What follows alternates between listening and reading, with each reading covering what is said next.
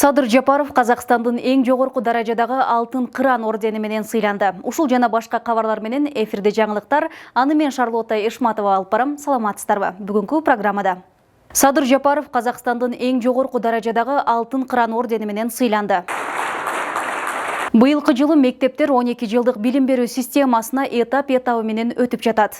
Эгемендүүлүк күнүнө карата Баткенде ири заводдор пайдаланууга берилет. Эгемендүүлүк күнүнө карата Баткенде ири завод пайдаланууга берилет. Тагыраагы Баткен шаарынын өнөр жай аймагында заманбап асфальт бетон заводу ишке киргизилет. Ишкана толугу менен автоматташтырылган системалар менен жабдылып, асфальт өндүрүүгө даяр. Темага кененирээк Кундуз Жорубекова токтолот.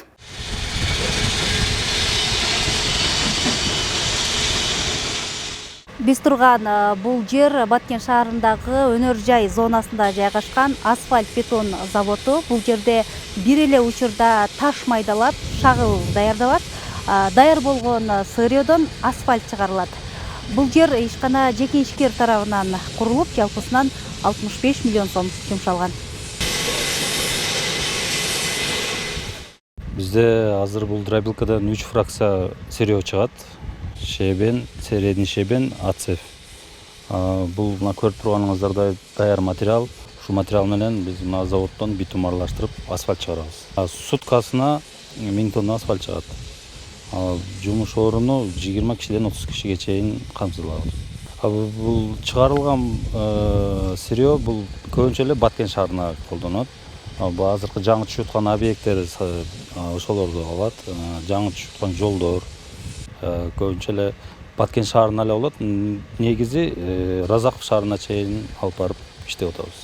Буюрса, бул жерде бир ай, 2 айдан кийин уже брусчатка, лоток, бордюр, столба, ошого окшогон живые изделия чыгып баштайт.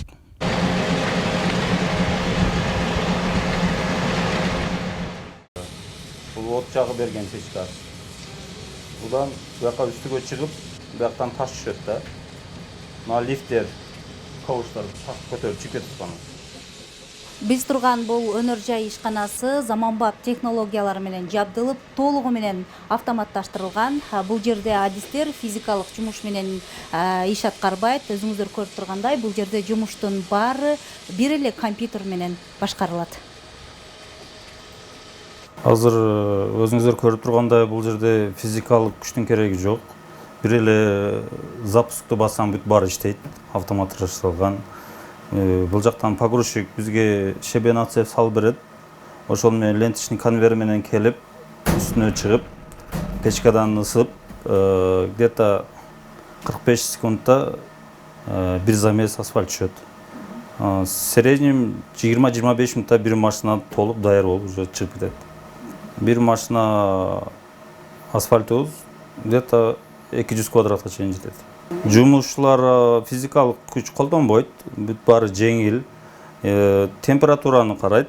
Бул жерде от жанып турганын, ошо майдын датчиктерини, ошолор эле мындай физикалык күчтүн кереги жок. Компьютерди эле башкарабыз, бир эле кнопканы басасың, бүт автоматташтырылган, өзү иштей берет. Карап эле турабыз биз.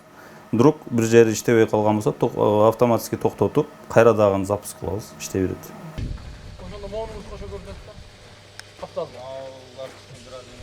Ири өндүрүштү ишке салуу үчүн шаардык мэрия 3 гектар жер аянтын бөлүп берген. Заводдун күчү менен Баткен шаарынын эле эмес, облустун аймагындагы жолдорду оңдоо, асфальт төшөө иштери ыкчамдайт. Учурда мында 30га жакын жергиликтүү тургун жумуш менен камсыз болгон.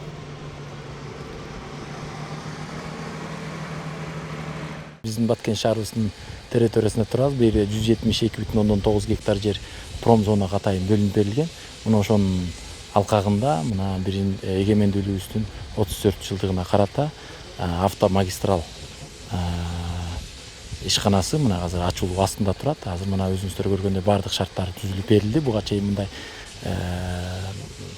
толук кандуу ачыла албай атса, эгемендүүлүк күнүнөн кийин толук кандуу ачылат. Анан бул жерде жергиликтүү бийлик биз баардык шарттарын түзүп бердик. Интернет кабелинен бери баардык шарттарын түзүп бердик.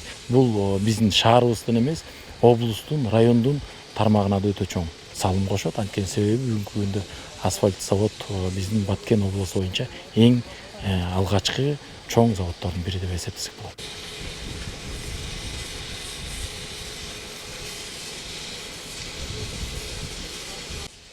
Белгилей кетсек, 31 август эгемендүүлүк күнүн утурлай Баткенде жалпы 14 объект ачылат. Анын ичинен 8-и өнөр жай болсо, 6-ы социалдык объект. Алардын катарында мына ушул Баткен шаарындагы асфальт бетон заводу да толук кандуу иштеп баштайт. Кундуз Жорубекова, Абдрес Саттаров, Ала Тоо 24, Баткен облусу.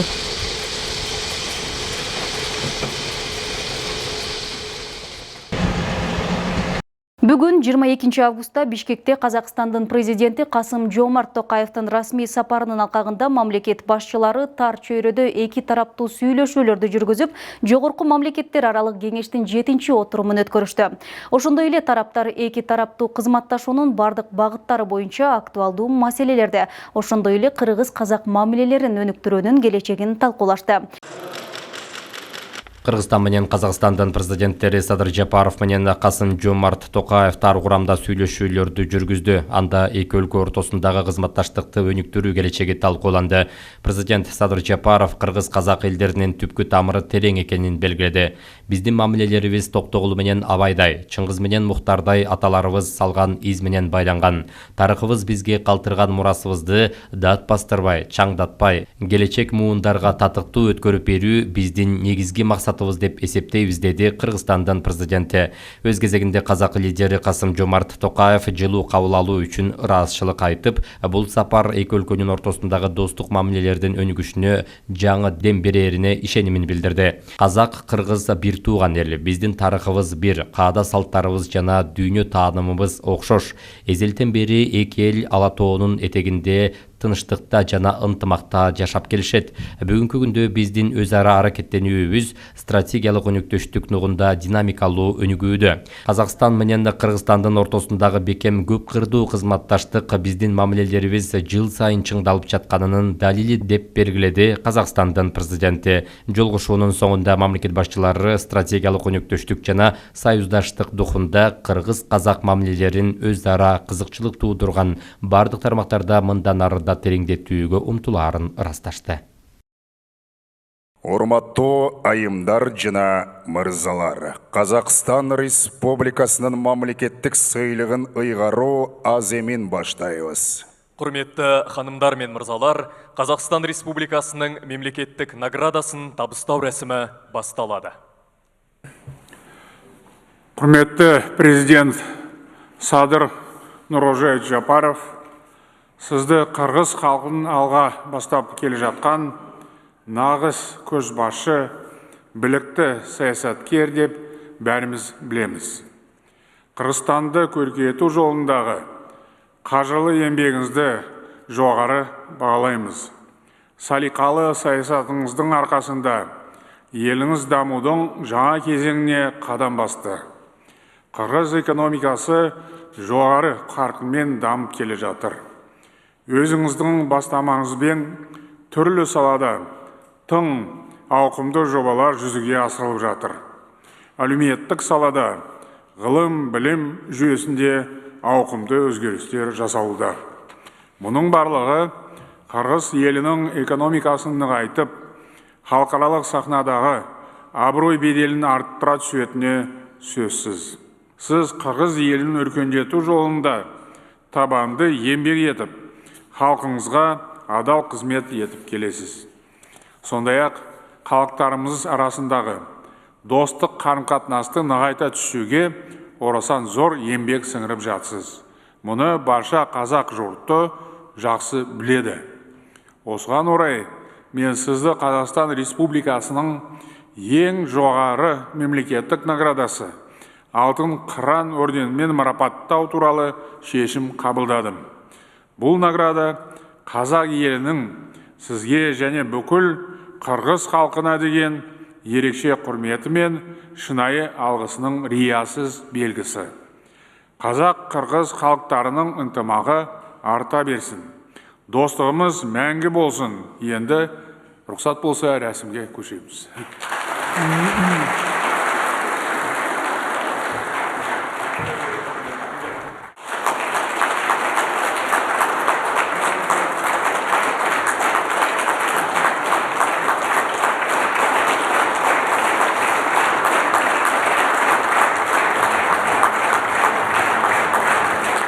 Урматтуу Касым Жомарт Кемелұлы, қымбаттуу достор жана урматтуу меймандар, бүгүн мен бул жерде туруп Қазақстан Республикасынын эң жогорку артыкчылык даражасынын белгиси болгон Алтын Кыран ордени менен сыйланып турам. Бул мен үчүн чоң сыймык. Мен Қазақстандын жетекчилигине, ошондой эле жалпы казак агайын туугандарга бул жогорку сыйлык үчүн терең ыраазычылыгымды билдиремин. Эң оболу бул орденди Кыргыз мамлекети менен Кыргыз элине көрсөтүлгөн өзгөчө сый-урматтын, терең ишенимдин жана чыныгы боордоштук мамиленин даңазалуу белгиси катары кабыл алам. Бул кадам боордош элдерибиздин ынак коңшулугун, көөнөрбөс достугун, ошондой эле эки өлкөнүн ортосундагы союздаштык алакаларынын жана стратегиялык өнөктөштүгүнүн жогорку деңгээлин айкын тастыктап турат. Тарыхы болбой, эл болбойт, тамыры болбой, жер болбойт дегендей, Кыргыз менен казак элинин кылымдардын сыноосунан өткөн бай тарыхы бир. Байыртадан бери элдерибиз жанаша, ынтымакта, достукта жашап, бири-бирине бир тууган болуп, бири-бирине жардам берип, колдоо көрсөтүп келгенбиз. Биздин ынтымактуу аракеттерибиз Кыргыз-казак союздаштык мамилелерине жаңы дем берип, эки боордош элдин бакубат жашоосу, тынчтыгы жана өнүгүүсү үчүн зор мааниге ээ болгон барактарды ачат деп ишенемин. Бул биздин муундарга мурас, жаркын келечекке ишеним деп билишиңиздер керек. Урматтуу айымдар жана мырзалар, эки тараптуу документтер менен алмашуу аземи башталат. Құрметті ханымдар мен мырзалар, екі жақты құжаттар мен алмасу рәсімі басталады. Кыргыз Республикасынын Министрлер Кабинетинин төрагасынын орунбасары, Улуттук коопсуздук мамлекеттик комитетинин төрагасы Камчыбек Ташиев жана Казакстан Республикасынын Улуттук коопсуздук комитетинин төрагасы Ермек Сагынбаев Кыргыз Республикасынын Улуттук коопсуздук мамлекеттик комитетинин чек ара кызматы үчүн кадрларды даярдоо жаатындагы макулдашуу менен алмашышат. Қазақстан Республикасының ұлттық қауіпсіздік комитетінің төрағасы Ермек Сағынбаев және Министрлер кабинеті төрағасының орынбасары Қырғыз Республикасының ұлттық қауіпсіздік мемлекеттік комитетінің төрағасы Камшыбек Ташиев Қырғыз Республикасы ұлттық қауіпсіздік мемлекеттік комитетінің шекара қызметі үшін кадрлар даярлау саласындағы келісіммен алмасады. Кыргыз Республикасынын тышкы иштер министри Жээнбек Кулубаев жана Казакстан Республикасынын премьер-министринин орунбасары тышкы иштер министри Мурат Нуртулеу элчиликтердин жана резиденциялардын муктаждыктары үчүн имараттарды жана жер участоктарын өз ара акысыз пайдаланууга берүү жөнүндө макулдашуу менен алмашышат. Қазақстан Республикасы премьер-министрінің орынбасары сыртқы істер министрі Мурат Нуртулеу және Қырғыз Республикасының сыртқы істер министрі Жээнбек Кулубаев елшіліктер мен резиденциялар мұқтаждықтар үшін ғимараттар мен жер учаскелерін өзара өтеусіз пайдалануға беру туралы келісіммен алмасады. Кыргыз Республикасынын экономика жана коммерция министри Бакыт Сыдыков жана Казакстан Республикасынын премьер-министринин орунбасары улуттук экономика министри Серик Жумангарин эки өлкө ортосундагы соода жүгүртүүнү жогорулатуу боюнча жол картасы менен алмашышат. Қазақстан Республикасы премьер-министрінің орынбасары ұлттық экономика министрі Серик Жумангарин және Қырғыз Республикасының экономика және коммерция министрі Бакыт Сыдыков екі мемлекеттер арасындағы тауар айналымын ұлғайту жөніндегі жол картасымен алмасады. Кыргыз Республикасынын санариптик өнүктүрүү жана инновациялык технологиялар министри Азамат Жаманголов жана Казакстан Республикасынын санариптик өнүктүрүү, инновациялар жана аэрокосмостук өнөр жай министри Жаслан Мадиев жарандык багыттагы радио кызматтары тарабынан колдонулуучу чек арага жакын зоналарда радио жыштык ыйгарууларын координациялоо жөнүндө макулдашуу менен алмашышат. Қазақстан Республикасының цифрлық даму, инновациялар және аэроғарыш өнеркәсібі министрі Жаслан Мадиев және Қырғыз Республикасының цифрлық даму және инновациялар, технологиялар министрі Азамат Жаманголов азаматтық мақсаттағы радио қызметтерді пайдаланатын радио жиелік иеленімдерін шекара маңы аймақтарында үйлестіру туралы келісіммен алмасады. Қырғыз Республикасының ұлттық қауіпсіздік мемлекеттік комитетінің чегара қызматының директоры Абдикарим Алимбаев жана Қазақстан Республикасының транспорт министрі Нурлан Сауранбаев 2003 жылдың 25 декабрындағы мемлекеттік чегара арқылы өткөрүү пункттары жөнүндө макулдашууга өзгөртүүлөрдү киргизүү тууралуу протокол менен алмашат. Қазақстан Республикасының көлік министрі Нурлан Сауранбаев Қырғыз Республикасы ұлттық қауіпсіздік мемлекеттік комитетінің шекара қызметінің директоры Абдикарим Алимбаев 2003 жылғы 25 желтоқсандағы мемлекеттік шекара арқылы өткізу пункттері туралы келісімге өзгерістер енгізу туралы хаттамамен алмасады. Қырғыз Республикасының маданият, маалымат жана жаштар саясаты министрі Мирбек Мамбеталиев жана Қазақстан Республикасының маданият жана маалымат министрі Аида Балаева 2025-2027 жылдарға маданият чөйрөсүндөгү кызматташтыкты кеңейтүү боюнча иш-чаралар планы менен алмашат. Қазақстан Республикасының мәдениет және ақпарат министрі Аида Балаева және Қырғыз Республикасының мәдениет, ақпарат және жастар саясаты министрі Мирбек Мамбеталиев 2025-2027 жылдарға арналған мәдениет саласындағы ынтымақтастықты кеңейту жөніндегі іс-шара жоспарымен алмасады. Қырғыз Республикасының экономика жана коммерция министрі Бақыт Сыдықов жана Қазақстан Республикасының Алматы облысының акиме Марат Султанғазиев Алматы шаарынын жанында дүң таратуу борборун куруу боюнча өз ара түшүнүшүү жөнүндө меморандум менен алмашат. Қазақстан Республикасы Алматы облысының әкімі Марат Султанғазиев және Қырғыз Республикасының экономика және коммерция министрі Бақыт Сыдықов Алматы қаласының түбінде көтерме тарату орталығын салу туралы меморандуммен алмасады.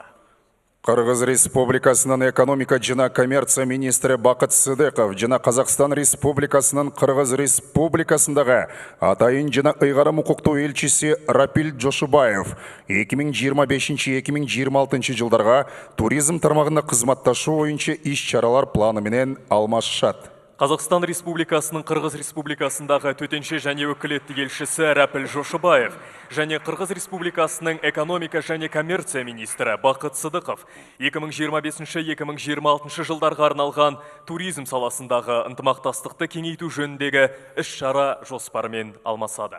Қырғыз Республикасының социалдық фондының төрағасы Бақтияр Алиев жана Қазақстан Республикасының Қырғыз Республикасындағы атайын жана ыйгарым укуктуу элчиси Рапил Жошубаев пенсиялык камсыздоо чөйрөсүндө маалыматтык өз ара аракеттенүү жөнүндө макулдашуу менен алмашат. Қазақстан Республикасының Қырғыз Республикасындағы төтенше және өкілетті елшісі Рапил Жошубаев және Қырғыз Республикасының әлеуметтік қорының төрағасы Бақтияр Алиев зейнетақы мен қамсыздандыру саласындағы ақпараттық өзара іс-қимыл туралы ведомствоаралық келісіммен алмасады. Қырғыз Республикасының Улуттук телерадио берүү корпорациясының башкы директоры Болотбек Телебаев жана Қазақстан Республикасының президентінің телерадио компаниясының директоры Раушан Қаджыбаева өз ара түшүнүшүү жана кызматташуу жөнүндө меморандум менен алмашат. Қазақстан Республикасы президентінің телерадио кешенінің директоры Раушан Қажыбаева және Қырғыз Республикасының ұлттық телерадио хабар тарату корпорациясының бас директоры Болотбек Телебаев өзара түсіністік пен ынтымақтастық туралы меморандуммен алмасады. Урматтуу айымдар жана мырзалар, Кыргыз Республикасынын президенти Жапаров Садыр Нуркожоевич жана Қазақстан Республикасынын президенти Токаев Касым-Жомарт Кемелович биргелешкен билдирүүгө жана Кыргыз Республикасы менен Қазақстан Республикасынын жогорку мамлекеттер аралык кеңешинин 7-чи отурумунун чечимдерине кол коюшат. Құрметті ханымдар мен мырзалар, Қазақстан Республикасының президенті Токаев Касым-Жомарт Кемелұлы және Қырғыз Республикасының президенті Жапаров Садыр Нуркожоевич бірлескен мәлімдемеге және Қырғыз Республикасы мен Қазақстан Республикасы жоғары мемлекет аралық кеңесінің 7-ші отырыстағы шешімдеріне қол қояды.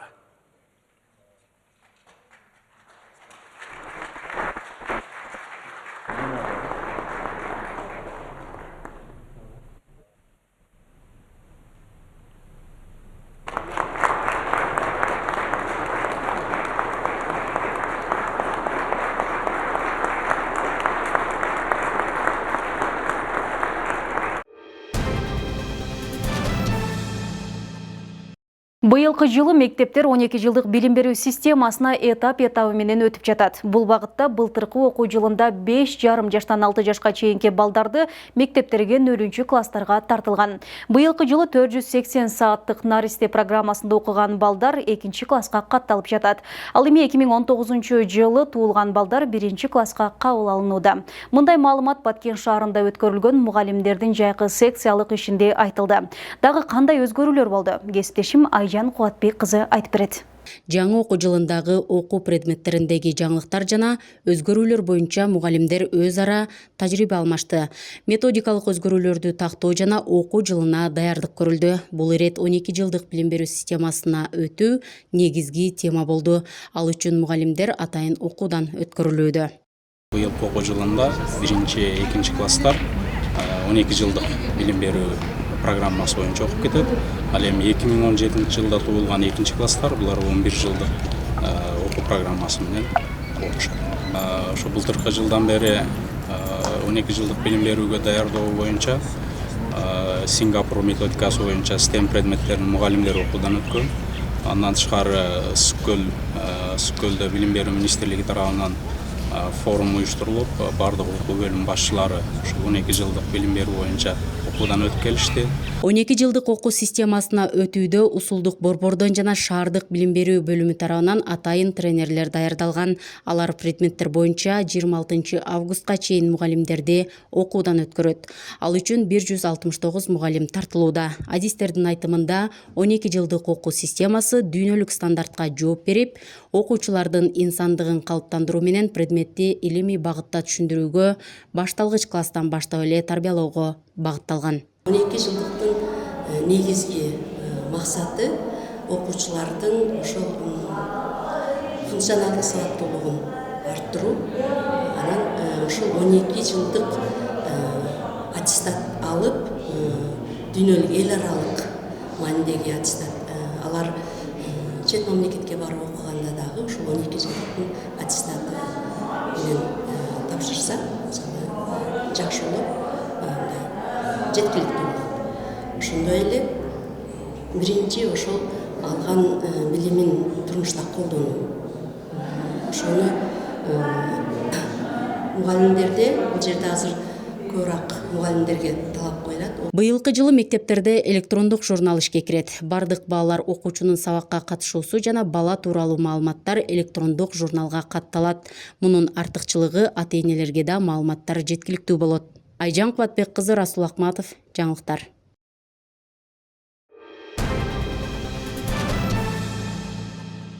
Эгемендүүлүк күнүнө карата Баткен районунда 3 өндүрүш ишканасы ишке кирет. Күн мурун президенттин өкүлү Айбек Шаменов район аймагында жаңыдан бүткөрүлгөн өндүрүш ишканаларынан кабар алды. Алар Самаркандек айылындагы мөмө жемиштерди кайра иштетүүчү цехи. Цех суткасына 5 тонна мөмө жемиштерди кайра иштетүү мүмкүнчүлүгүнө ээ. Ишканада 30 жумуш орду түзүлөт. Долбоордун жалпы наркы 16 миллион сом. Актатыр айылындагы желим идиштерди чыгаруучу жана кайра иштетүүчү цехи. Долбоордун жалпы наркы 52 миллион сом. 30 жумуш орду түзүлөт. Ишканада тамак аш азыктары үчүн жогорку сапаттагы чийки заттан желим жана кагаз идиштери чыгарылат. Ошондой эле желим идиштери кайра иштетилет. Төрткүл айыл өкмөтүнүн Жаңы Жер айылындагы мөмө жемиштерди тоңдуруп сактоочу цехи 500 тонна мөмө жемиштерди сактоого ылайыкташкан. 5 жумуш орду түзүлөт. Долбоордун жалпы наркы 22 миллион сом. Баткен шаарында жаңы окуу жылына карата жарманке улантылып жатат. Шаардык мэриянын колдоосу жеке ишкерлердин демилгеси менен уюштурулган. Уюштуруучулардын айтымында көп балалуу үй бүлөлөр үчүн ыңгайлуу болууда. Алсак базар басынан 300 сомго чейин айырма бар. Тема боюнча Айжан Кубатбек кызы айтып берет. Баткен шаарында жаңы окуу жылынын алкагында ата-энелерге көмөк көрсөтүү максатында мектеп формалары жана окуу куралдары арзандатылган баада сунушталган жарманке өтүп жатат. Иш-чара Борбордук стадиондо уюштурулуп, жума, ишемби күндөрү өтүүдө. Окуу жылдын астында мэрия менен макулдашып, инвесторлор ошол ишкер айымдар менен сүйлөшүп, бүгүнкү күндө арзаныраак баада сатуу боюнча сүйлөшкөнбүз, бирок бүгүн барып негизинен барып текшерип көрдүк, чын эле арзан болот. Действительно чын менен арзан болоттур. Ар бир кийимден 300 сом, 400 сомго чейин, 200 сомдон ортосунда аралыгында баа бар, айырмасы бар экен. Анан мунун эң негизги максаты бүгүнкү күндө бир 3-4 эки баласы барлар көп билинбейт, кыйналбайт. 3-4-төн 5-6 баланы мектепке киргизгендер өтө кыйналып калат экен да. Ошону элге жардам максатында биз уюштурганбыз. Мухаммед Бухаралиев жеке ишкер. Ал жарманкеге окуу куралдарын алып келген, айтымында базар баасынан арзаныраак кылып сатууга аракет кылып жатат. Товарларды айта кетсем, окуучуларга керектүү көп бардык товарлар бар. Мисалы, дептерлер, чоң класстар ала турган основной предметтик дептерлер, анан бардык керектүү товарлар бизде бар. Баасын айта кетсек, баасы базарга салыштырмалуу арзаныраак. Мисалга келтирсек, Дептерлер базарда 6 сом болсо, бул жакта 4 сом. Жарманкеге шаар тургундарынан сырткары шаарга жакын жайгашкан айылдын тургундары да келүүдө. Алардын айтымында бул жердеги баалар базар баасынан арзаныраак. Мен жаңы жер айылынын тургуну болом. Баткенде бията ярмарка деп укканыбыздан ушул жерге чыктык. Балдарга окуу кийим, окуу курал чейин базарга караганда арзан экен. Ошол алып бүттүк, Кудайга шүгүр. Окуу кийимди ушул жерде жарманке бар экен деп өкмөттөр уюштуруп берген экен. Ошон үчүн келдик азыр. 3 балам, 3 окуучум бар. 3 окуучуга кийим кылган келдик. Бир жерден сумкаларды алдык. Өтө арзан алдык. Эки эсе арзан алдык. 1000 сомдук, 700 сомдук, 800 сомдук сумкаларды азыр 500дөн алдык да.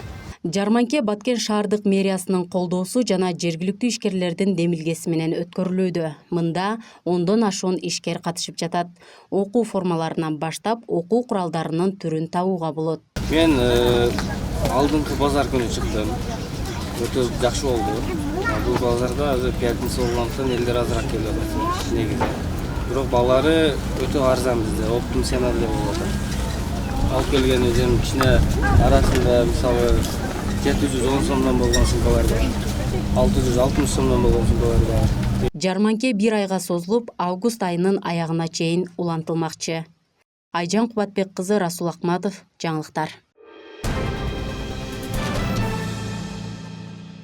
Өзбекстан президентинин администрациясынын жетекчиси Саида Мирзиёева Бишкекте өткөн аял дүйнөнү жакшы жакка өзгөрткөн лидер аттуу эл аралык форумга өзгөчө баа берип, социалдык тармактагы баракчасына ой пикир жазды. Анын белгилешинче, форум жашоону өзгөртүп, үй бүлөдө, жумушта жана коомдо өз ордун тапкан максаттуу, күчтүү жана ишенимдүү айымдарды бириктирди. Бизге керек болгон нерсе тең мүмкүнчүлүктөр, мамлекет менен коомдун колдоосу жана өзүнө болгон ишеним, деп жазды Мирзиёева. Форумдун жүрүшүндө Кыргызстан менен Өзбекстандан келген спикерлер аялдардын өз өлкөлөрүнүн өнүгүүсүндөгү салымын, кайратын жана укуктары үчүн күрөшүн чагылдырды. Алардын баары ийгиликке жетүүнүн жолдорун жана кыйынчылыктардан коркпой алдыга жылууну көрсөтүштү. Сөзүнүн соңунда Саида Мирзиёева бизге сөзсүз биригүү керек деген ураанды көтөрүп чыгып, иш чаранын башкы маңызын баса белгиледи. Мына ушундай кабарлар менен программабызды жыйынтыктайбыз. Саламатта болуңуздар.